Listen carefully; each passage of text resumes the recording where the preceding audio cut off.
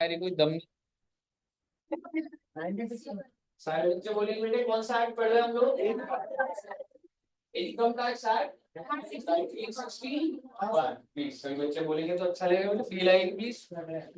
और income tax act 1961 क्या बोलता है? If you earn income it is chargeable to tax. अगर आप इनकम कमाएंगे तो उस पर क्या लगेगा? टैक्स। और मेरा आपसे सवाल, इनकम निकालने के लिए टोटल कितने हेड्स? 5। सबसे पहला salary, then house property, then PGBP, then capital gains and then other source. इन पांचों के टोटल को क्या बोला जाता है? Gross total income. और जीटीए में से माइनस क्या होता है? Deduction under chapter 6A। और फाइनली क्या आ जाता है? Total income. टैक्स किस पे निकलता है? टोटल इनकम को। मेरी बात ध्यान से सुनते जाइएगा, कोई दिक्कत वाली बात नहीं है ऐसे। पांचों हेड में से हमने कौन सा हेड स्टार्ट करा था? Other source. अदर सोर्स का चार्जिंग सेक्शन क्या था? सेक्शन 56। और वो क्या कहता था? If any person earns any income and such income is not taxable under any of the four heads and such income is not exempt, it will be taxable under the head other source. And हम लोगों ने other source के अंदर सबसे पहले क्या start करा था? गिफ्ट्स। और मेरा आपसे सवाल, क्या गिफ्ट इनकम होती है या नहीं होती? होती है बच्चों। और अगर इनकम होती है तो क्या ये टैक्सेबल होती है? होती है। बस किस अमाउंट से अगर एक्सीड हो गई तो? 50,000।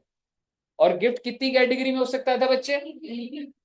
या तो कैश, या तो मूवेबल, या फिर and if I ask you, वो जो 50,000 की लिमिट थी वो टोटल लेवल पे थी बच्चे, या अलग अलग थी बच्चे? अलग अलग थी। यानी कि कैश की 50, मूवेबल की 50 और इमूवेबल की 50। और कैश में अगर मैं आप सभी बच्चों को बोल दूं, आपके हिसाब से भी जितने बच्चे बैठे कितने बच्चे होंगे? 50 बच्चे होंगे। अगर कितने बच्चे होंगे? गिन लो बेटे, क्योंकि आप सभी बच्चों को गिफ्ट देना होगा मुझे आज। Income is pending. Income is, ठीक है। Edu junction is expanding. हाँ लगा ले, नजर लगा ले। बना रहे हो? हाँ ठीक है। तो अप्रोक्सीमेटली कह सकता हूँ 20-25 बच्चे बैठे होंगे अभी। 50 बच्चे बैठे होंगे। और अगर अभी आप सभी बच्चे 1-1 हजार रुपए अभी अगर मुझे गिफ्ट कर दो, स्क्रीन पे क्यूआर, बेटे को बेटे बहुत डिफिकल्ट है बेटे, आप सब बच्चों का क्यूआर कोड में स्कैन करके पे करूंगा तो बहुत टाइम लगेगा। लेकिन अगर मैं यहीं पे अपना क्यूआर कोड लगा दूं तो स्कैन करके आप 1-1 हजार अगर दोगे तो मेरे अकाउंट में कितने आ जाएंगे? 50,000। टैक्सेबल होगा? 50, मान लो 50 बच्चे, टैक्सेबल होगा? नहीं होगा। आ गए, 2 बच्चे आ गए। अब बताइए टैक्सेबल होगा? कितने खुश हो रहे हो बेटे, मेरा पैसा टैक्सेबल हो रहा है तो? हाँ, कहने का मतलब ये है कि कैश की 50,000 लिमिट थी, मूवेबल की 50,000 की लिमिट थी, और मूवेबल में 2 कैटेगरी थी एज फ्री गिफ्ट। जैसे सपोज करो, अगर मैं अभी आप सभी बच्चों को आंसर देना, कंसिडरिंग आपने लास्ट क्लास ली हुई है, आज अभी मैं, अगर जो भी बच्चा बहुत अच्छे से आंसर देगा मैं उसको अपना मोबाइल फोन गिफ्ट कर दूंगा। और ये मोबाइल फोन 80,000 का है। तो आप मुझे बताइए, अगर मैं जिस भी बच्चे को गिफ्ट कर दूं, जैसे सपोज करो मैडम आपको गिफ्ट कर दिया, ठीक है, हालांकि आपने आंसर भी दिया, नहीं चाहिए आपको? ठीक है, मैंने मान लो संध्या जी को ये फोन गिफ्ट कर दिया, ठीक है।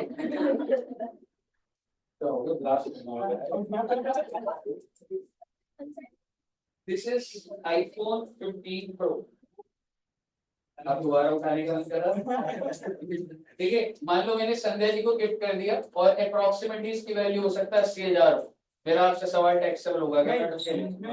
नहीं होगा। क्यों? अरे कैश तो है नहीं, मूवेबल नहीं है। मूवेबल है कि नहीं है? मूवेबल है। पर पूजा जी एक बात बताइए, मूवेबल की हमने लास्ट क्लास में डेफिनेशन भी तो करी थी। मूवेबल की डेफिनेशन क्या थी? Shares, jewellery, Boolean, painting, sculptures, work of art and archaeological collection. ये कहीं भी नहीं आ रहा भाई, अगर मैं आपको गिफ्ट करूंगा कोई टैक्सेबिलिटी नहीं लगेगी। बिल्कुल। अब तो वापस हो गया बेटा। मुझे बताइए, क्लियर है? आगे सुनिएगा। लेकिन अगर मैंने ज्वेलरी गिफ्ट करी होती तो ज्वेलरी गिफ्ट करी होती तो टैक्सेबल। और अगर मान लो मैंने ज्वेलरी गिफ्ट करी होती, और अगर आपसे मान लो कि ज्वेलरी है ना बेटा, रिंग है, ये लगभग 1 लाख की है, अगर मैं आपको एज इट इज दे दूंगा कोई भी बच्चे को, तो उसके लिए टैक्सेबल हो जाएगा। और अगर उससे मैंने 20,000 रुपए ले लिए, ध्यान से सुनिएगा, मैं आपको 1 लाख की दे रहा हूँ, मान लो 1 लाख रुपए की आपको ज्वेलरी दी, और आपसे कितने रुपए ले लिए? 20,000। पहले मेरे को आप बताइए कि फ्री गिफ्ट है या इनएडिक्वेट है? इनएडिक्वेट, तो वो भी कैटेगरी तो बनी हुई है। अब दूसरा सवाल आएगा, what is the value of the gift? 80,000। You should be able to understand that this is 80,000। And क्या 80,000 आपकी लिमिट से ऊपर हो गया है? लिमिट कितनी है? 50,000। इसका मतलब सारा का सारा कहिए साहब। आप सभी बहुत अच्छे बच्चे, बेटे बहुत कोऑपरेट करके आप क्लास ले रहे हो। यहाँ तक समझ भी आ रहा है आपको, आप बार बार भड़काइए मत आप। किसी बच्चों को गर्मी तो नहीं लग रही है? क्योंकि आपकी एज में हम लोग घर पे पढ़ते थे, लाइट नहीं होती थी, पंखे नहीं होते थे, स्ट्रीट लाइट के पीछे पड़े रहते थे। जॉब करता था बेटे में। आपने हमारी इनके पास बच्चों के बता रहे थे, हम आप आगे दूसरों को देखते थे। याद है तो बोलो, कितने ऑब्सेस्ड क्यों है? सारी लाइनों पे फोकस पे नहीं कर पा रहे, तो आगे में कोई नहीं है। ठीक है, एनीवेज, और इनएडिक्वेट की बात हुई। अब मैं एक बार इमोल की बात करता हूँ, क्योंकि मैं आज आपको एक क्वेश्चन कराऊंगा और उससे सारे कॉन्सेप्ट होंगे भी, और भी बात आगे जाएगी। क्या गिफ्ट में बच्चे ऐसा होता है कि इमूवेबल प्रॉपर्टी भी गिफ्ट कर दी जाए? ठीक है, तो क्या इमूवेबल प्रॉपर्टी अगर गिफ्ट करी जा रही है, तो मेरे को बताइए इसकी दो कैटेगरी, क्या क्या कैटेगरीज होंगी? दो, एक तो होगा फ्री गिफ्ट और दूसरा, तो भैया सीधी सी बात है, मूल प्रॉपर्टी में आपको एक सर्कल रेट का कॉन्सेप्ट बताया था। सर्कल रेट क्या होता था? Stamp duty value. आप जिस घर में रह रहे हैं ना, उसकी मार्केट वैल्यू मान लो 1 करोड़ है, मार्केट वैल्यू समझते हो, बेचने निकलोगे तो 1 करोड़, सर्कल रेट क्या होगा उसका? 50-60 लाख होता है एवरेज, 50%। ठीक है, मेरे को मार्केट वैल्यू लेनी है, सर्कल रेट लेना है, सर्कल रेट। और सर्कल रेट का नाम क्या बोल रहा हूँ मैं टेक्निकल लैंग्वेज में? Stamp duty value. सीधी सी बात है, मैं अगर आपको प्रॉपर्टी दूं फ्री में, और उसकी स्टैम्प ड्यूटी वैल्यू हो 40,000 हो, मैंने आपको फ्री में दी और उसकी स्टैम्प ड्यूटी वैल्यू कितनी है? 40,000, तो टैक्सेबल होगा क्या? क्योंकि लिमिट कितनी है? ध्यान रखने वाली बात क्या है? सो इन दिस केस, ए ने बी को गिफ्ट करी, आपकी स्क्रीन पर एग्जांपल हमने लास्ट क्लास में करा था। ए ने बी को गिफ्ट करा है, और स्टैम्प ड्यूटी वैल्यू 40 है, वो टैक्सेबल होगा? नहीं होगा। दूसरा केस, ए ने बी को गिफ्ट करा है, स्टैम्प ड्यूटी वैल्यू कितनी है बच्चे? अब टैक्सेबल होगा? चलिए बताइए, यहाँ तक क्लियर है बच्चों? इसके बाद हमने करा था, क्या करा था बताओ? इमोल प्रॉपर्टी एज इनएडिक्वेट, और उसके अंदर क्या लिमिट 50,000 थी? उसके अंदर एक लिमिट थी या दो लिमिट थी? पहली लिमिट क्या थी? 50,000। दूसरी 10% ऑफ कंसिडरेशन, क्योंकि भाई इनएडिक्वेट के अंदर पैसा भी तो ट्रांसफर हो रहा होगा। तो मेरा आपसे सवाल है, सीधा एग्जांपल देखेंगे रे। ए ने बी को प्रॉपर्टी ट्रांसफर करी है, ए ने बी को प्रॉपर्टी दी जिसकी स्टैम्प ड्यूटी वैल्यू कितनी है? So please try to understand, genuine transaction को समझने की कोशिश करिए आप। लाइफ में जब ये ट्रांजैक्शन देखेंगे आपको समझ आना चाहिए। ए ने बी को प्रॉपर्टी ट्रांसफर कर रहा है, कितने का ले रहा है छोड़ो ना अभी, लेकिन जो प्रॉपर्टी उसकी स्टैम्प ड्यूटी वैल्यू क्या है? 50 लाख।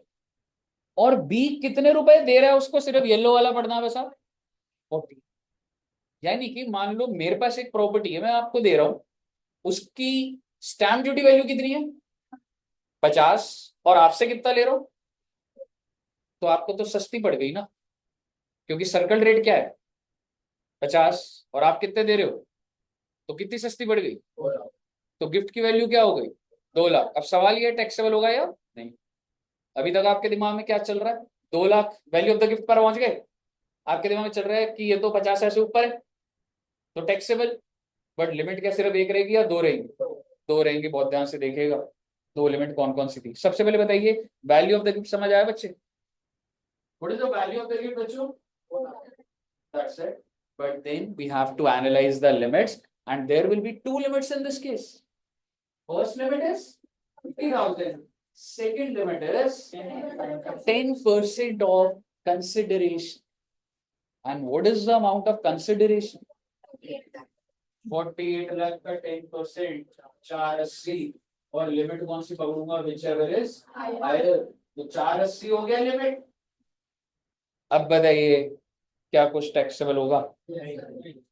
480 से ऊपर थोड़ा ना आपका गिफ्ट. अगर आपका गिफ्ट 480 से ऊपर होता तो टैक्सेबल होता है ना बच्चे? कहिए बच्चे, क्लियर है? अब जरा व्हाइट वाला रीजन भी देख लेना. दोबारा से केस देखेंगे एक बार. ए ने बी को प्रॉपर्टी ट्रांसफर करी, स्टैम्प ड्यूटी वैल्यू 50 लाख. पे कितना करा बी ने?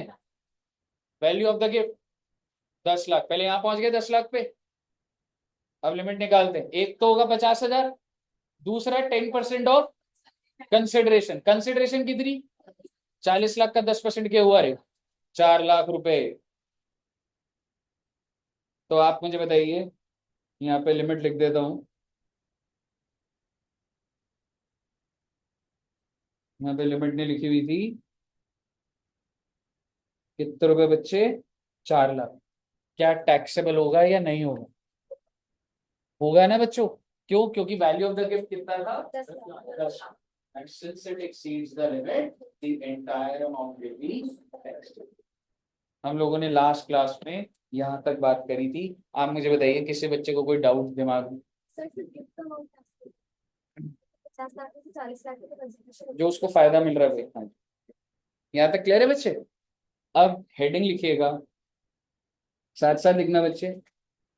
Exceptions to 56(2)(7.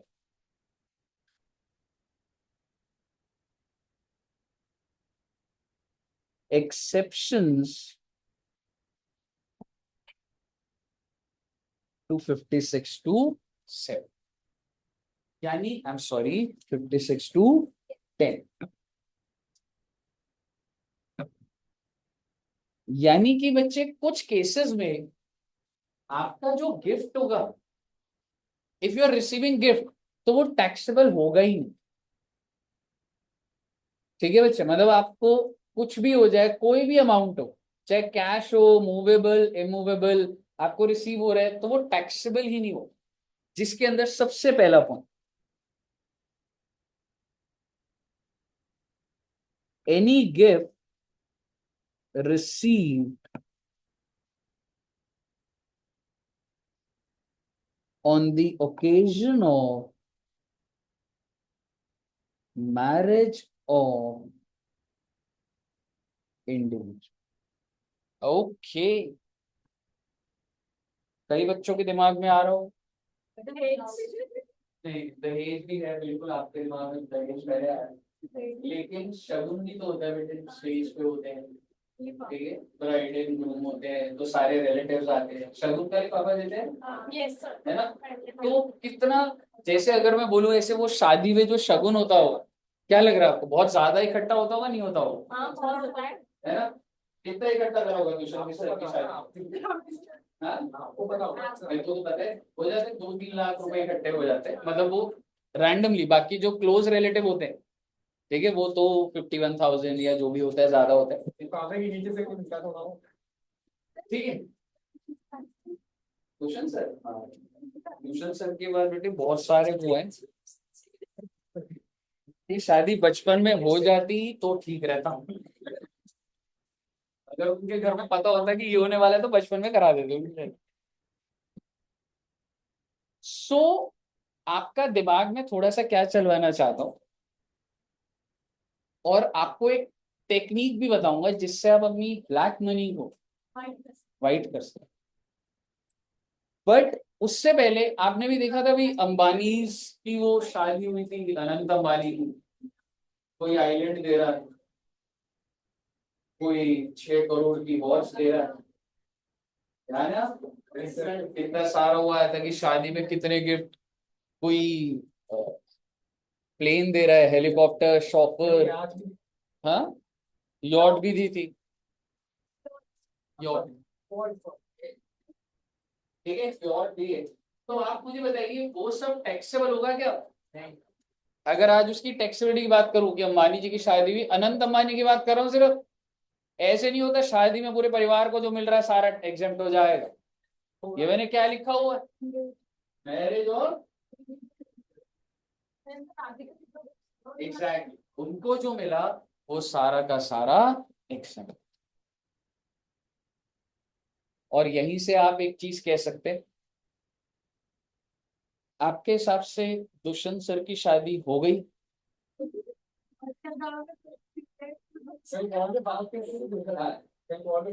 बात तो कर रहे थे, बोल रहे होंगे प्लीज शादी करो, प्लीज शादी करो। खाने में क्या बना, खाने में क्या बना? ठीक है, दुष्यंत सर की शादी अभी हुई है नहीं हुई है बच्चों? मैं आपको बताता हूँ उनकी शादी जरूर हुई, because he has lot of black money. और ब्लैक मनी जो है वो वाइट में कन्वर्ट हो जाती है उनके साथ। ऐसा मत सोचिए कि मैंने ऐसे कन्वर्ट करी थी, मैं तो उस टाइम पे जॉब कर रहा था बेटे, समझ रहे हो, गवर्नमेंट जॉब थी मेरी। लेकिन अब मैं आपको एक आइडिया देता हूँ, आप में से कोई बच्चा जिसके घर में बहुत सारा पैसा पड़ा हो, ऑब्वियसली अभी नहीं बताएगा। हाँ, वंश कितने, दो खोखे, खोखे क्या होते हैं, लाख या करोड़? करोड़, देखो वो तो पता भी नहीं है, मैं तो हाँ? देखिए पर अभी याद नहीं। पढ़ाई से थोड़े ज्यादा जुड़े हैं ना हम आपकी तरह। हाँ? वो लाख, वो लाख है ना। ठीक है, तो आपके हिसाब से अगर आपके घर में सपोज करो, मान लो वंश जी आपका बच्चों ने नाम लिया, मान लो वंश आपके घर में 50 लाख रुपए पड़ेगा, 50 लाख, ठीक है, बैंक में जाके जमा करा सकता है कैश को? हम्म? क्या आपके घर में जो भी कैश पड़ा हुआ है, क्या आप वो बैंक में जाके जमा करा सकते हैं? क्योंकि मान लो 1 करोड़ पड़े, तो कह रहा है इंटरेस्ट तो मिलेगा, और तुम पूरी भरी और बैंक में जाके रख दी जमा करा। लेकिन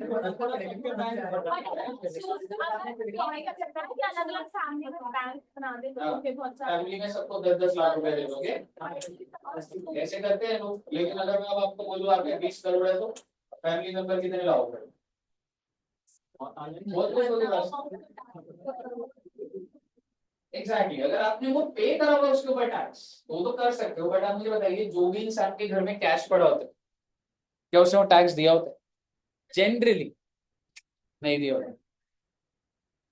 यानी कि ऐसे बहुत सारे लोग हैं, इंक्लूडिंग दुष्यंत सिंह, जिनके घर में पैसा पड़ा हो, 50 लाख, 60 लाख, बिलीव में उनके घर में, उनके घर का एड्रेस A324,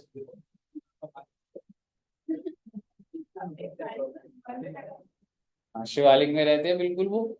ठीक है, तो बेसिकली मान लीजिए दुष्यंत सर के घर में 50 लाख पड़े हैं, can he go to the bank and deposit the money? आप नहीं कह रहे हो, बट आपको मैं सेक्शन से रिलेट करूंगा, क्यों नहीं, क्या हो जाएगा? क्या हो जाएगा, जमा कर दो।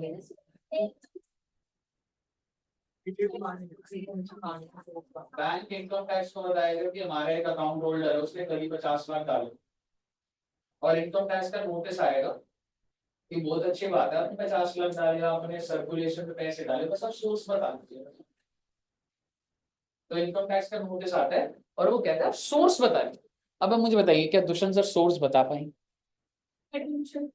नहीं बेटे, मुझे इस साथ में मत फंसाओ बेटे। ठीक है, तो बेसिकली क्या वो सोर्स बता पाएंगे?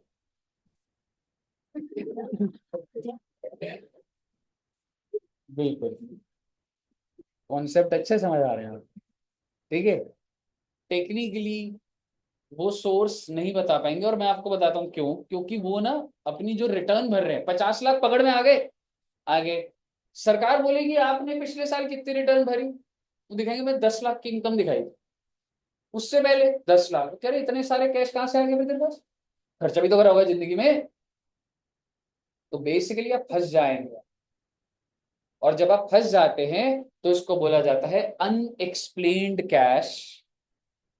और फिर आपसे पूछा जाएगा ये गाड़ी कहाँ से खरीदी, ये घर कहाँ से खरीदा, ये ज्वेलरी कहाँ से खरीदी, ये सारा का सारा जब आप बता नहीं पाएंगे तो उसे अनएक्सप्लेन्ड बोला जाता है, और उस पर 75% का टैक्स लग जाता है। जो 50 लाख है उसका 75%, और इतना ही नहीं, उसी अमाउंट की पेनल्टी, घर के सामान ले जाऊंगा आपका। ऐसा मत सोचना उस 50 लाख पे जरा 50 लाख ही लगेगा, 1 करोड़ खींच जाऊंगा आपका। ऐसे प्रोविजन है। इसलिए लोग डरते हैं कि एक बार नोटिस आ गया तो हालत खराब हो जाती है। इसलिए हम लोग हर चीज सिस्टमैटिकली चलाते थे, तो जो भी इनकम है पूरा टैक्स भरते। लेकिन मुद्दे की बात ये है, क्या आपके घर में जो कैश पड़ा है बैंक में डाल पाओगे? अंडरस्टैंड डिमोनेटाइजेशन क्या है, ये बता। 10 दिन बाद करेंसी बंद हो रही है, हिम्मत है तो बैंक में डालो। अनवडियो बैंक, बैंक में डालने का लोगों को नोटिस नहीं आया होगा, और यही सेक्शन लगा होगा, या तो तू बता दे, नहीं तो भाई अनएक्सप्लेन्ड है, 75% टैक्स है। 75%।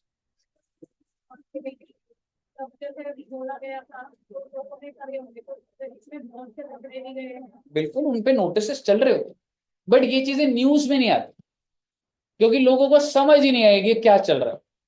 न्यूज में अच्छा ये चल रहा होता है कि बस यहाँ पे ये मंदिर था, यहाँ पे ये था, ये झगड़े हो गए, सब लोग को सुनते हैं। बिल्ली और चूहे की दोस्ती होगी, ब्रेकिंग होगी। किसी को क्या समझ आएगा कि 115 बी सेक्शन हो गया, क्या चल रहा है? क्योंकि जो लोग देखना चाहते हैं, 90% लोगों को समझ थोड़ा ना आ रही होती है, 98% लोग। मुद्दे की बात ये नहीं है, मुद्दे की बात ये है,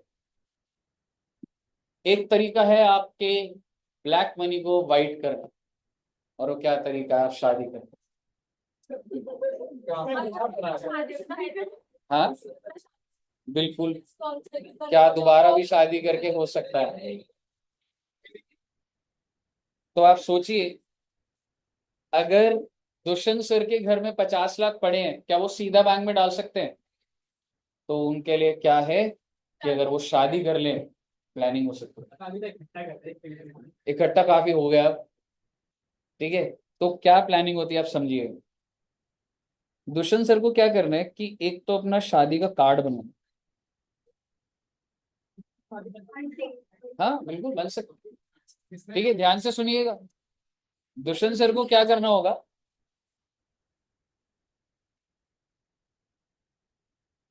दुष्यंत सर वेड्स, कोई किसी बच्चे को नाम पता है क्या? आलिया कह रहे लिमिटेड कंपनी से ही शादी करवाए, कंपनी में रणबीर भी आ जाएगा। सर फिर कोई सा भी डाल दो सर, वो तो ठीक है। नहीं, वो तो ज्यादा खराब सीन है, रोहित उल्लास वाला। ठीक है। So basically Dushyant sir weds invigilator, ठीक है। दुष्यंत सर वेड्स आलिया, ठीक है। एनीवेज, आप समझिए सर कैसे हो जाएगा, मैं आपको बताता हूँ। देखो शादी तो कोई हो नहीं रही, आप अभी भी सपोज ही करिएगा, रियल में शादी नहीं हो रही। उन्होंने क्या करा, पहले तो 1000 कार्ड प्रिंट करा ले, क्यों 1000 कार्ड प्रिंट नहीं हो सकते? 30-40 रुपए का कार्ड होता है, कार्ड हालांकि 1000 रुपए का भी हो सकता है, ठीक है, पर 30-40 का कार्ड हुआ। मुझे बताओगे कितने रुपए का खर्चा आएगा अगर मैं 1000 कार्ड प्रिंट करा लूँ तो? 1000 × 30, 30 के कार्ड हो गए। एक बहुत बड़ा फार्म हाउस बुक करा बेटे, बहुत बड़ा, जिसमें कितने लोग आ जाएंगे? 1000 कार्ड है तो कितने आएंगे? 1000 लोग। क्योंकि बच्चों को भी, तो बच्चों को इनवाइट करेंगे सर।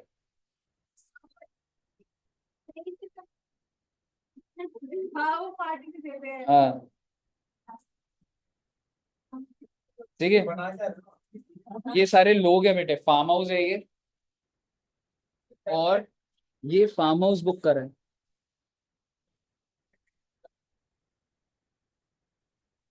ठीक है। फार्म हाउस बुक करे, और ये कितने लोगों की, अगर 1000 कार्ड है तो कितने लोग आ जाएंगे बेटे? और इनकम टैक्स वाले ने बोला कि सर आपकी शादी में 2000 कह रहा है, मैंने बुक कर रखा है। लेकिन रियलिटी में क्या करा, फार्म हाउस वाले बोला तेरे को 5 लाख दे रहा हूँ, 2-4 लाख रुपए दे रहा हूँ, अगर कोई पूछने आए तो बोलियो हाँ शादी, शादी वादी थोड़ा ना हो, समझ रहे हो? हालांकि रियलिटी में अगर हो रही हो तो कोई दिक्कत नहीं, पर आप एक बार समझिए, कार्ड बस छपा लिए, फार्म हाउस बुक कर लिया, और यहाँ पे भी उस बंदे को कितने, उसने कहा मेरे को आने ही नहीं है भाई तुम्हारे वेन्यू पे, ठीक है, तू बस कितने रुपए पकड़ ले, 3 लाख रुपए पकड़ ले बस, और संभालियो केटर वेटर को, सबको बोल दियो कि हाँ हाँ बहुत अच्छी शादी थी, सारे बच्चे आए थे, बहुत धूमधाम से दुष्यंत सर की शादी हुई है, समझ रहे हो, कोई इनकम टैक्स वाला आया था। और ये कौन से दिन की बात है, शादी कौन से दिन बेटे, 20, ठीक है, मान लो 10th ऑफ, आज की डेट ही मान लीजिए, आज ही शादी, आज क्या डेट है, 18th ऑफ, और कार्ड भी आज ही बुक हुए, फार्म हाउस में शादी भी कब है, और भाई साहब नेक्स्ट डे, ध्यान से सुनिएगा, next day Dushyant sir bank में गए और 50 लाख रुपए कैश लेके, और कहते हैं, बैंक वाला ऐसा कुछ नहीं पूछेगा, 50 लाख रुपए लेके गए, और कहते हैं कि कल मेरी शादी थी, 2000 गेस्ट आए थे, और हर गेस्ट ने कितने रुपए दिए बस मुझे, 25, एक बार टोटल बताओगे, 2000 इंटू 2500 कितना आ रहा है, 50 लाख आ रहा है, और ये उसमें पूरा बैग में 50 लाख। और बैंक वाला आपके हिसाब से इनकम टैक्स को बताएगा, बताएगा, जब आपने 50 लाख क्रेडिट हुए, तो बैंक वाला क्या करेगा बच्चे, इनकम टैक्स को बताएगा, इनकम टैक्स वाला किसको नोटिस भेजेगा, दुष्यंत सर को भेजेगा, और दुष्यंत सर कहेंगे बिल्कुल जी 50 लाख का जस्टिफिकेशन, मैं तो आपके नोटिस का इंतजार कर रहा था, मैं तो कुछ छिपाता ही नहीं, और उसने सर ने बताया ये 1000 कार्ड है, ये देखो इससे मैंने कार्ड छपाए थे, ये मेरी गेस्ट की लिस्ट है, गेस्ट में सारे के सारे कौन आ रहे, स्टूडेंट सारे, ये नाम है, ये सारे बच्चों का नाम है, तो उनका एड्रेस है, डिटेल तो हमारे पास सबकी है, सारे शादी में आए थे, और कितने रुपए दिए थे, 25। अब आप मुझे बताओ, अब आप मुझे बताइए, क्या इनकम टैक्स वाला बच्चों को कॉल करेगा तुम्हारे पास कहां से आए 2500, एग्जैक्टली। तो आप मुझे बताइए, क्या आपके घर पे रखा हुआ ब्लैक मनी, क्या आपके घर पे जो ब्लैक मनी रखी हुई है वो वाइट हो जाएगी या नहीं हो जाएगी, आने से होता है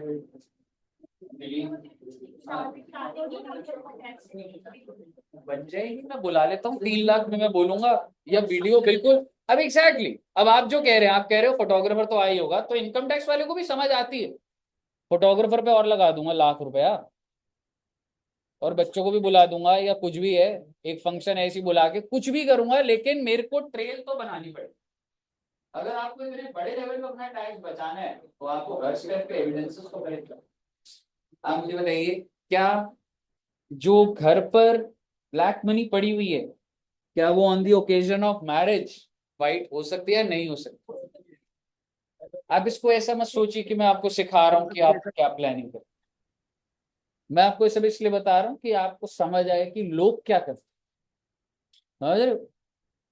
तो बेसिकली आपका फर्स्ट एक्सेप्शन क्या हो गया बच्चे, on the occasion of marriage आपको जो भी गिफ्ट मिल रहे, अब आप मुझे बताइए सर को कितने रुपए का गिफ्ट मिला, ये सारा का सारा,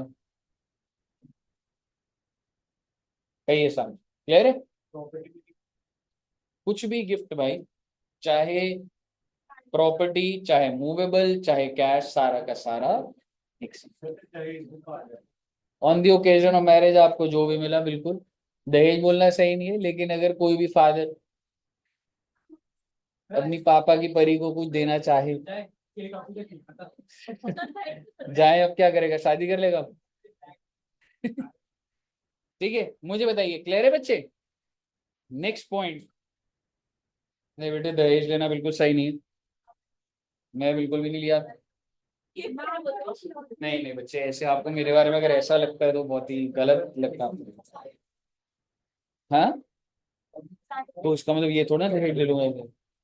सर, एक डाउट था। हाँ जी, आपने जो शादी का बताया, दूसरी शादी का फिर क्यों बताया? हाँ जी, अपने बारे में पूछ रहे हैं, इसका डाउट था। बेटा कुछ अंदर की एक ही वाली आप 200 दे रहे हो।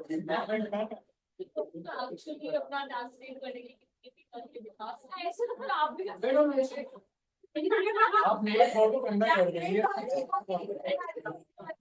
फिर लड़कियों की कितनी शादी मैडम आपको बहुत सारे ट्रैक रखना पड़ेगा। आप सोचो कि इनकम टैक्स वाले चीजों को पकड़ने को पकड़ सकते हैं। ठीक है, मैंने आपको बता दिया। आपको क्या लग रहा है अगर कोई इंसान झूठ बोल रहा है मैं कंट्रोल नहीं ले सकता? मैं 2 मिनट में बता देता हूँ आपको। फार्म हाउस में कैमरा लगा होगा, उस दिन की रिकॉर्डिंग दिखा दे भाई। आप समझ रहे हो? इतना आसान भी थोड़ा ना है। इवेंट तो करना ही पड़ेगा आपको। मैडम ये सब ऐसे, मैं आपको बताता हूँ, इनकम टैक्स के पास पावर होती है। जैसे आपके घर में टचवुड किसी के घर ना आए, लेकिन अगर किसी घर में आप, अगर आपने ताला लगा रखा है, दे हैव द पावर कि उस ताले को तोड़ देंगे। आपने अलमारी में लॉक लगाया, दे हैव एवरी पावर कि वो आपका सारी चीजें डिस्ट्रॉय कर सकते। ऐसे थोड़ा ना होता है। आप बोलिए मैं पासवर्ड भूल गई। आपको एक चीज बता देता हूँ, आपके सारे घर सीज हो जाते हैं, सारे बैंक अकाउंट सीज हो जाते हैं, लॉकर सीज हो जाते हैं, किसी को बाहर नहीं जाने दिया जाता रेड के टाइम पे। आपने मूवी देखी होगी, अगर रेड मूवी देखी है आपने, वो देखा है, वो सौरभ शुक्ला होता है, वो गन मारता है, कॉइन गिरने लग जाते हैं। क्यों घबरा रहा होता है वो? इसीलिए कि अब मैं एक्सप्लेन कैसे करूंगा। Unexplained, and it is unexplained. जितने सिक्के गिर रहे सारे सरकार के हो जाएंगे 75% टैक्स। क्यों जब्त कर लिया जाता है वो सारा? That's हाँ जी, सब जा सकता है मैडम, एवरीथिंग। जितना क्लेम है पूरी प्रॉपर्टी क्यों लूंगा? आपके 500 करोड़ की वर्थ है, टैक्स 400 करोड़ बनता है, 400 करोड़ ही लूंगा, बाकी दे दूंगा आपको। बताइए, क्लियर है बच्चे? सेकंड पॉइंट, हाँ जी। केस रेड में जो इनकम टैक्स वाले थे तब तक इनकम को वहाँ से साइड कर दिया गया था। उन्होंने सारे फर्नीचर सोफा डिस्ट्रॉय कर दिया, तो उसका डैमेज का कंपनसेशन वो गवर्नमेंट करती है या फिर क्या? हाँ, बहुत ही गहरी बात है। और डैमेज को हो रहा है किस हालात में हो गया, आप एक्सेस नहीं करें तो सर नहीं एक्सेस दिया बट मुझे मिल नहीं रहा, फिर वो मैंने थोड़ा दावे किया था। मतलब तूने सोफे के अंदर अगर तेरे गोल्ड निकलेंगे, तूने सोफे के अंदर गोल्ड रखा हुआ है। नहीं, तब तक तो साइड कर चुके थे। हाँ जी, कौन साइड कर चुका है? सर जैसे 1 करोड़ का माल है, जब तक वो पहुंचे इनकम जो भी था ब्लैक वाला सब साइड कर दिया था। एंड मुझे लग रहा है अभी यहाँ पे कहीं है तो वो अजीरा को और या फिर डैमेज करके वो अगर कुछ भी नहीं मिला तो आप ऐसे भी नहीं तोड़ सकते हो वाली बात। ठीक है, हाँ जी। बाय चांस क्लीन चिट मिल गई तो आपका लॉस हुआ तो क्लीन चिट मिल जाएगी तो ये तो अब रेड के प्रोविजंस होते हैं बेटे। आप तो वहां जा रहे हो तो फाइनल में पढ़ोगे आप किस हालात में क्या हो रही है वो वाली चीज। ठीक है, आइए। Any sir. गिफ्ट, हाँ दोस्त। सर स्क्रीन आधी दिख रही है आपकी। अच्छा, अगला पॉइंट लिखिएगा। बस बेटे मेरे को आपको इंटेंशन देनी थी, अब फटाफट हम पॉइंट्स देखेंगे। वैसे रिलेटिव वाला भी बड़ा पॉइंट है। लिखिएगा please, any gift received from relative of the individual. Okay,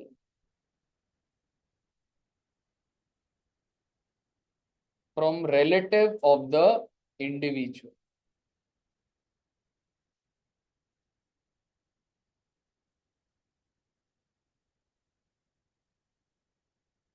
from relative of the individual. मुझे आज के दिन मैनेज कर लो, बस एसी चल जाएंगे नेक्स्ट क्लास से ना।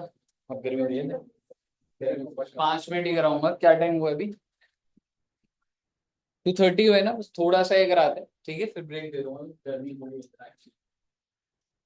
चलिए, any gift received from the relative of the individual. मेरा आपसे सवाल, हाँ जी क्या कह रहे हो?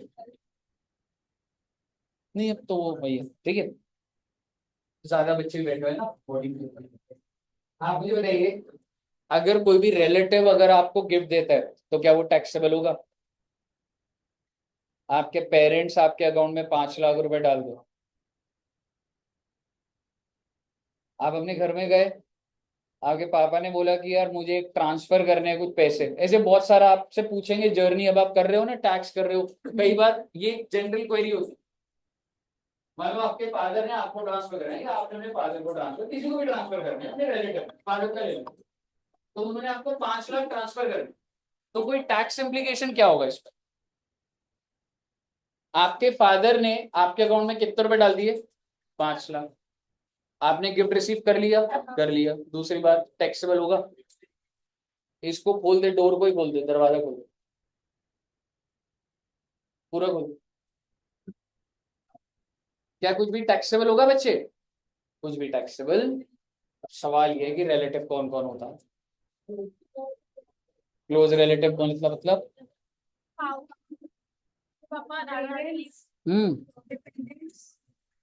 Parents, dependents. आइए पूरा का पूरा फैमिली ट्री बनेगा बेटे। ये इंसान कौन है बच्चे? ये इंडिविजुअल किस किस से गिफ्ट ले सकता है ये देख, प्लीज इधर देखिएगा। तो ये मैंने बॉक्स में इसलिए डाला है क्योंकि ये बंदा किस किस से गिफ्ट ले सकता है, अब मैं वो डिस्कस कर।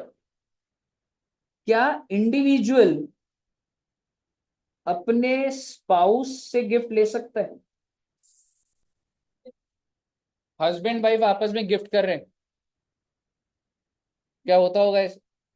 जो होता है भाई, मैं अगर अपनी बात करूं बेटे, हर बार जब भी जैसे मेरी एनिवर्सरी आती है, या एक होता है ना करवा चौथ होता है जिसमें जो हाँ गिफ्ट देते हैं, मतलब फास्ट रखती है, ठीक है भाई, फास्ट रखती है।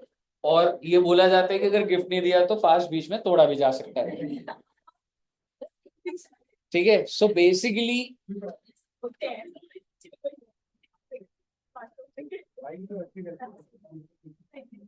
जी को लगा सही में सर का तो बहुत ही डेंजर चल रहा है।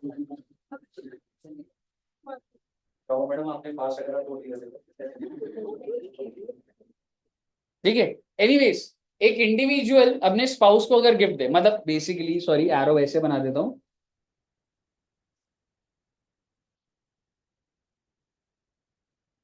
स्पाउस ने इस इंडिविजुअल को गिफ्ट दी, ठीक है। मान लो मेरे को अगर जैसे सपोज करो जागृति मैम ने ज्वेलरी गिफ्ट करी, ठीक है। मान लो ये जो रिंग है ये ज्वेलरी मेरे को गिफ्ट करी, अब आप मुझे बताइए मेरे को मेरी वाइफ ने ट्रांसफर करी है, टैक्सेबल हो जाएगा क्या?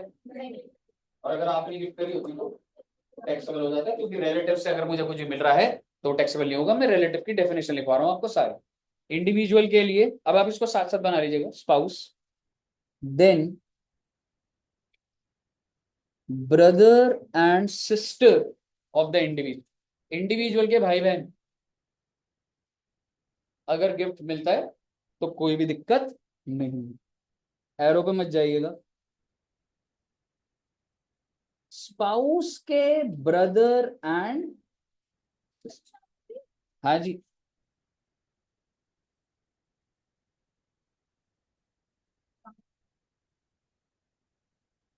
इसको मैंने येलो से इसलिए करा बिकॉज हम लोग इसकी टैक्सेबिलिटी देख रहे हैं। ये बंदे को कहां कहां से गिफ्ट मिल सकते हैं? स्पाउस से मिल सकते हैं, और अपने ब्रदर्स एंड सिस्टर से मिल सकते हैं, और स्पाउस के ब्रदर्स एंड सिस्टर से भी मिल सकते हैं। इंडिविजुअल को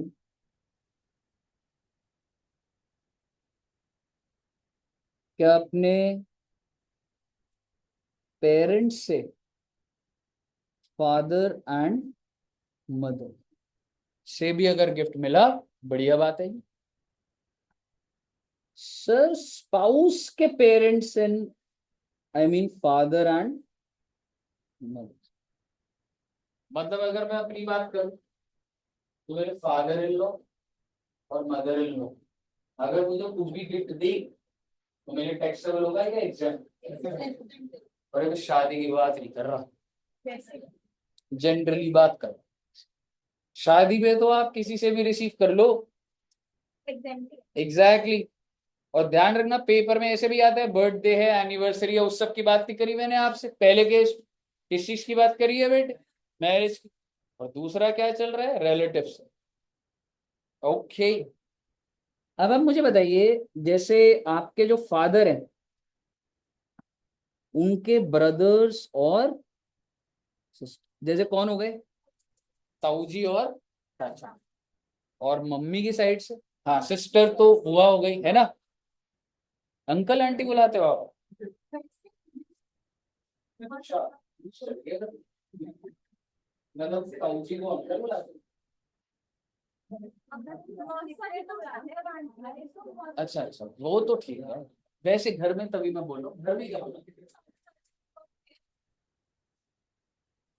और मदर की साइड पे बच्चे, मदर की साइड पर ब्रदर एंड सिस्टर, तो कौन हो गए, मामा हो गए और मासी।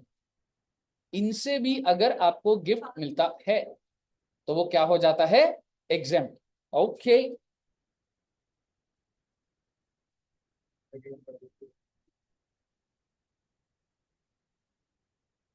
फादर मदर के, फादर मदर,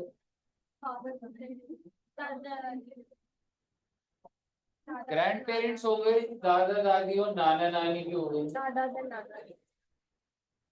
समझ रहे हो। यानी कि इस इंडिविजुअल को अगर इन सब से गिफ्ट मिल रहा है तो बढ़िया चल रहा है, कोई टैक्स नहीं लगेगा। नहीं वो सब नहीं है, ज्यादा लालच ठीक नहीं है मैडम। आप तो वैसे कभी फोन करना नहीं आपने उनको, आज आपको रिलेटिव की याद आ रही है।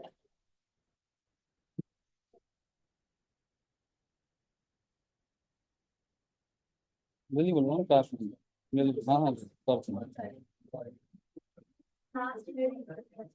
सुनिएगा जरा, आप मुझे बताइए, ये जो इंडिविजुअल और स्पाउस है, इनके बच्चे होंगे नहीं होंगे।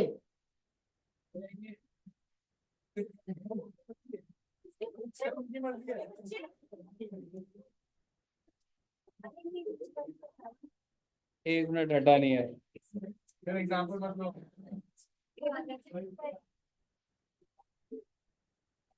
बस बेटे 2 मिनट बेटे, और आपको नींद आ जाएगी फिर बेटे। कोल्ड ड्रिंक मंगवा दूं, पर वो हेल्थ के लिए सही नहीं रहता बेटा।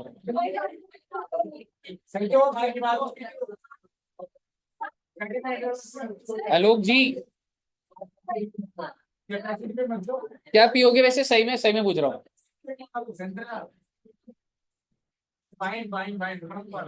वाइन, काफी कंफ्यूजन है, रहने देते हैं, कोई बात नहीं, कंक्लूड नहीं हो पाया।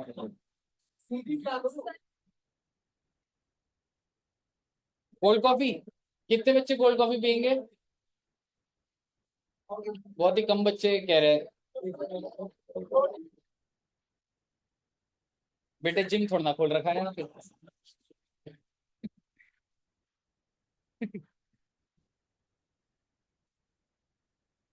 इन लॉज में नहीं आ सकते। हाँ हाँ समझ गया मैं, नहीं बोल, संजय आज आया नहीं।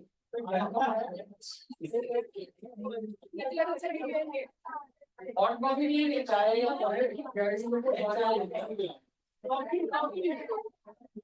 क्या, सूप सूप मंगवा देता हूँ, गर्म पानी पिला दो।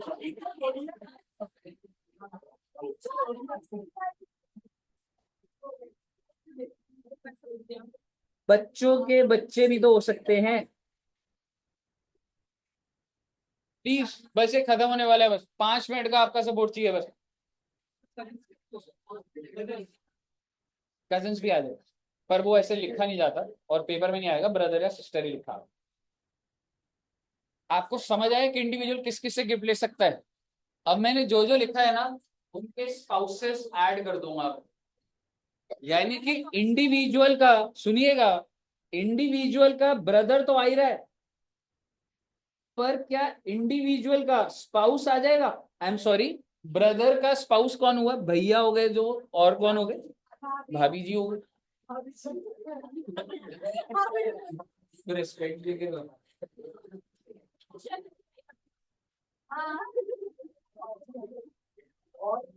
सिस्टर का,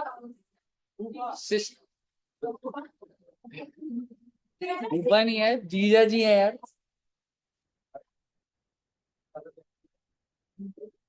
जैसे जागृति मैम है, तो दुष्यंत सर और वो ब्रदर और सिस्टर है ना, ताकि लोग भाई बुलाते हैं, दुष्यंत सर को भाई बोलते हैं, तो उस हिसाब से मैं जीजा जी हूँ, दुष्यंत सर हाँ? बता रहे उस दिन आपको पिला के आपको आप बताओ जे के बाद क्या आता है।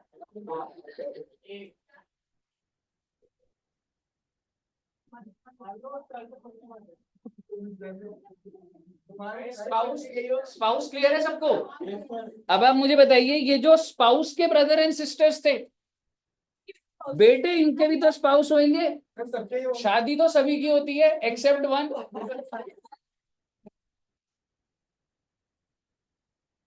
स्पाउस आ गए, कौन पूछ रहा है? ठीक है, ब्रदर, स्पाउस के ब्रदर सिस्टर, उनके भी स्पाउसेस, उनके बच्चे भी होंगे। एग्जैक्टली, जो बच्चे हैं, अब ये बच्चे जब कल को इनकी शादी हो जाएगी, ऐसे हमारे केस, मेरे 2 बच्चे हैं बेटे, उनकी शादी भी होगी। देखिए, देखने वाली बात ये है कि उनकी पहले हो जाएगी या दुष्यंत सर की पहले होगी। इतना सुन के ना वो पानी से तोड़ देंगे आपको। मैं तो यही चाहता हूँ। बहुत अच्छा मौका था, महाकुंभ में चले जाते बाबा बन के, तो सही हो जाता।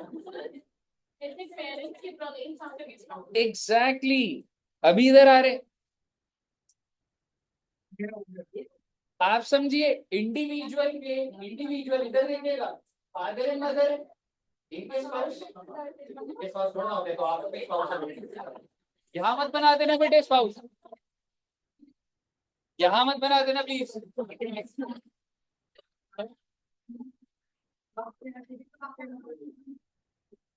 ठीक है, फादर मदर तो आपस में स्पाउस है, लेकिन इधर आइए, ये जो ब्रदर थे, चाचा चाची, तो यहाँ भी स्पाउस जोड़ दूंगा, ताऊ जी ताई जी। हाँ भाई, सिर्फ ब्रदर।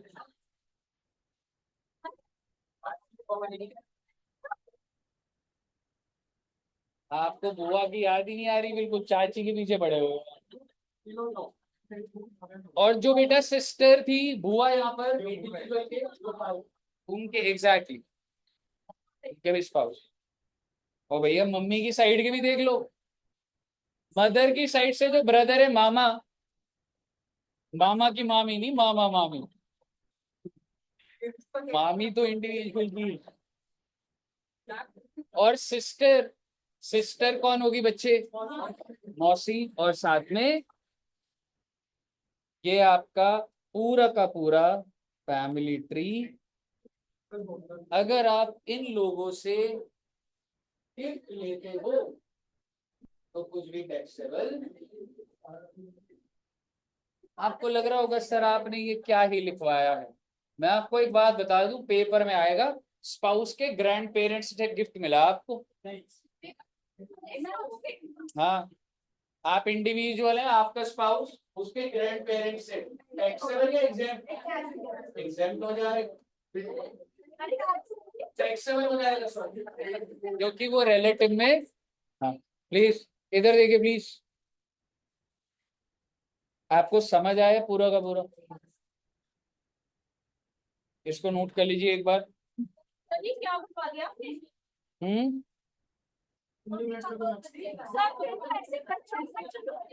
बिल्कुल बिल्कुल बिल्कुल, तब तक आप जिंदा रह पाएंगे, आप पहले ही बताओ।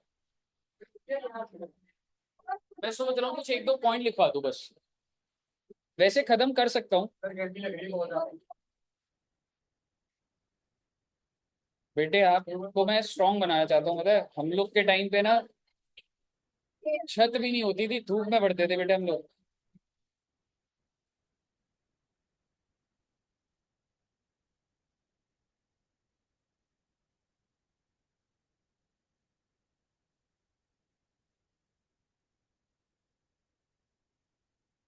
आपको पहले 2 पॉइंट दिख रहे हैं, आपने सिर्फ आज 2 पॉइंट लिख रहे हैं, 2 लाइन कर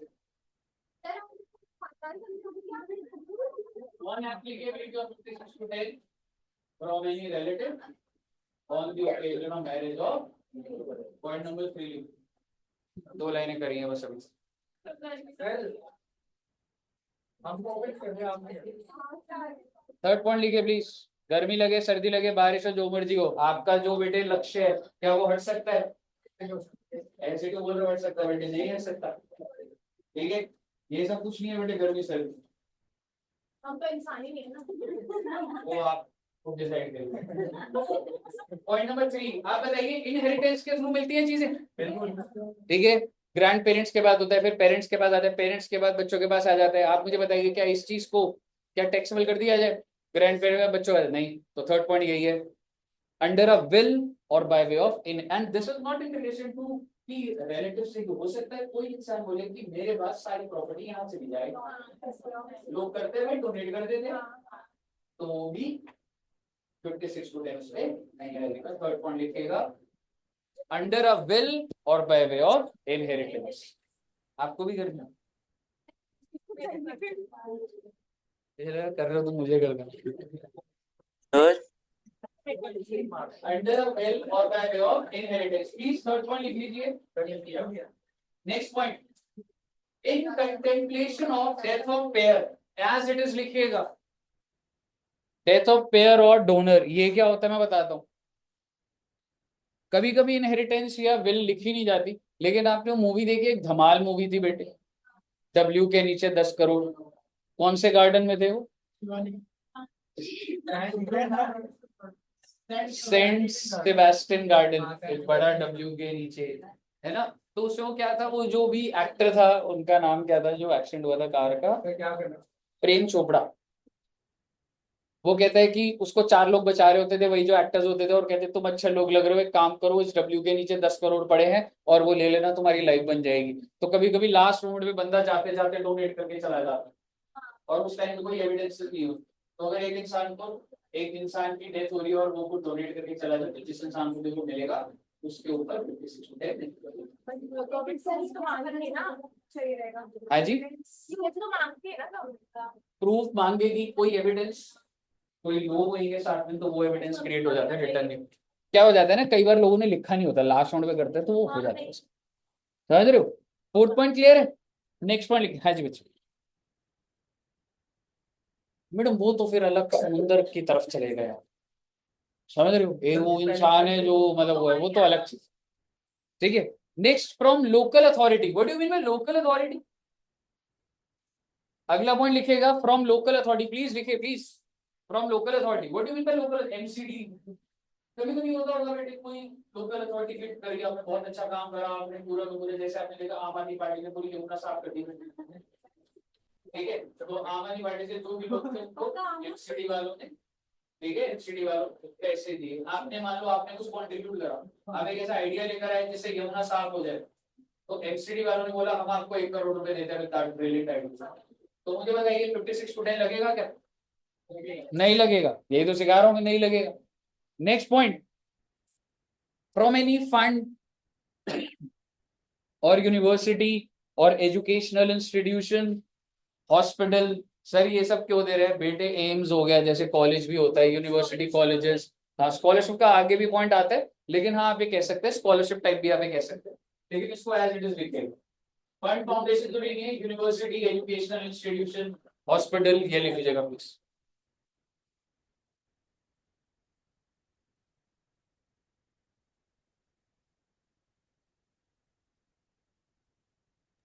सर है दोस्त? सर अगर स्पाउस के ग्रैंड पेरेंट्स है वो गिफ्ट मिल रहा है वो भी टैक्सेबल होगा?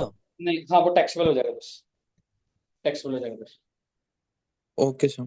ठीक, लिख लिया बच्चों ने पॉइंट नंबर ए? लिखिए प्लीज, एक बार लिखिए।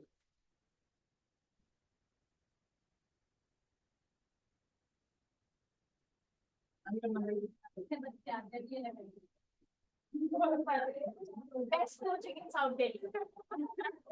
CA now CUET and 11 12 Obviously, directed. चलिए, लिखिए बच्चों ने। वेरी गुड बेटा, बहुत अच्छे बच्चे हो सारे, बहुत अच्छे बच्चे। Actually, अच्छा, आप भी बैठे थे, आपकी बात नहीं चल रही। पॉइंट नंबर कितना लिख लिया बच्चों ने? जी बताइए। फ्रॉम, इतना लंबा कुछ नहीं है, फ्रॉम एनी ट्रस्ट और इंस्टीट्यूशन, बस लिख दीजिए फ्रॉम एनी ट्रस्ट और इंस्टीट्यूशन। ये ना रजिस्टर्ड होते हैं, आगे लिख देना रजिस्टर्ड अंडर सेक्शन 12। क्या दोस्त? ये कुछ नहीं है, ट्रांसफर, ये तो कैपिटल नहीं पढ़ोगे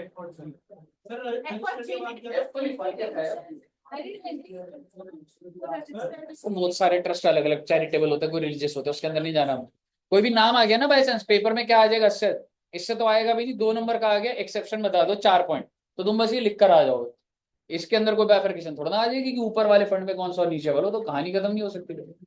हाँ जी, कौन से पॉइंट पे थे आप लोग? बात किया था। एक मिनट आ रहा हूँ। जी जी, एज इट इज लिख लो बेटा, छोटा सा पॉइंट लिखा है। हाँ जी, registered under section 12A oblique 12AB, दो सेक्शंस होते थे ट्रस्ट के रजिस्टर के। हमने करने भी नहीं है, वो लिखवा दिया बस मैंने, आप हो जाए। क्या दोस्त? नहीं नहीं, 12A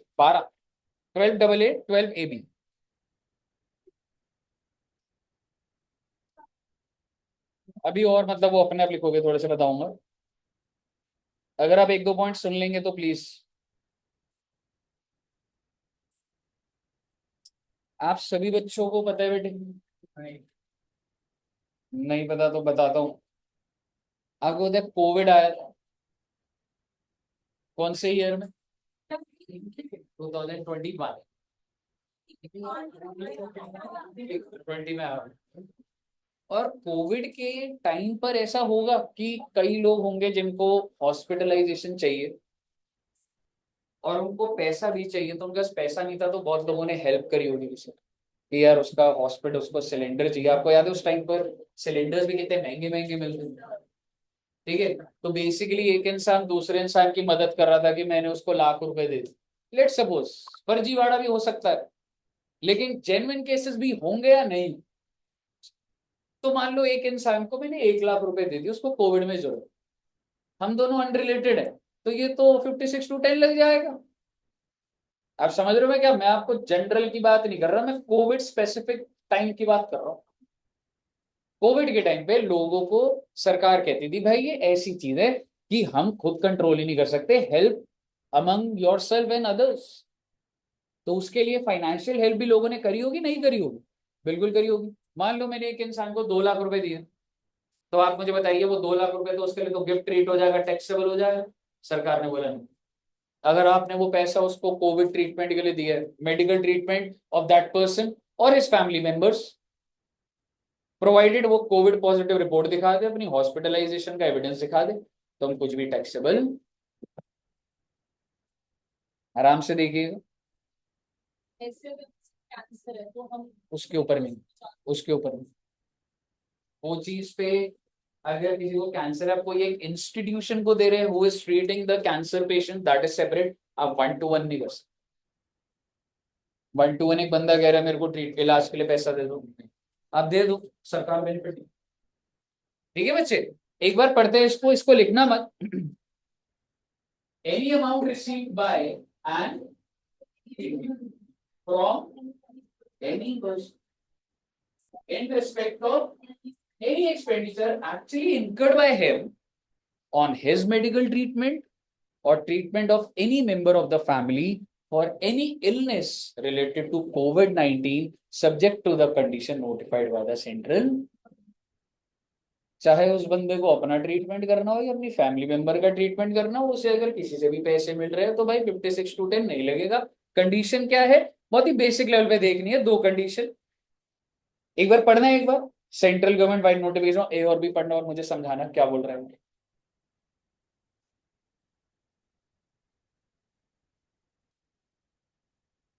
you have to give evidence कि भाई कोविड पॉजिटिव की रिपोर्ट है। और दूसरा, all necessary documents of medical diagnosis treatment suffered within 6 months from the date of covid. ऐसा नहीं है कि आज के टाइम पे आप बोलो कोविड की वजह से कोई डिसीज अभी हो रही है आपको, तो वो जब वो उस टाइम पे चल रही थी वो कहानी, तब पॉजिटिव रिपोर्ट है, उसके 6 महीने के अंदर का खर्चा आपको, आपको किसी ने हेल्प करी है तो उस पर 56 to 10 हम नहीं लगा। क्या बच्चे? Specific passion. मैं आज एक बंदा आया कहता भाई मुझे 5 लाख चाहिए ट्रीटमेंट, मैंने कह ले 5 लाख, उसका टैक्स ट्रीटमेंट ये है कि वो बंदे के लिए वो गिफ्ट हो गया, वो टैक्सेबल है उसका। अब आगे आपको बता देता हूँ, आपको क्या लग रहा है सरकार ट्रैक रख रही है क्या? कौन पूछ रहा है? लेकिन अगर ये 50 करोड़ होता तो 5 करोड़ पूछ, 5-10 लाख रुपए कौन पूछ रहा है भाई? बताइए, क्लियर है बच्चे? तो सर जी अब इसमें एक आध पॉइंट और है, बट यस हमने 56 to 10 एक लेवल पे क्लोज कर लिया है। इससे ज्यादा अब मैं आपको नेक्स्ट क्लास में वो कराऊंगा और हम इसकी प्रैक्टिस करेंगे। ठीक है बच्चे, तो इधर तक रखते हैं सर जी, और नेक्स्ट क्लास में यहाँ से आगे बढ़ेंगे। हाँ जी क्या करोगे? नहीं अभी नेक्स्ट क्लास में कोविड वाला ने एक और पॉइंट भी बचा हुआ है। ठीक है, तो यहाँ तक रखते हैं बच्चों, और अब हम कितने बजे मिलेंगे? और 3:15। अगर नीचे रूम खाली है नीचे चलते हैं। ठीक है, अब ऐसे बच्चे भी कम हो जाएंगे। इसका इशू, हाँ माइक का तो है पर मुझे लगे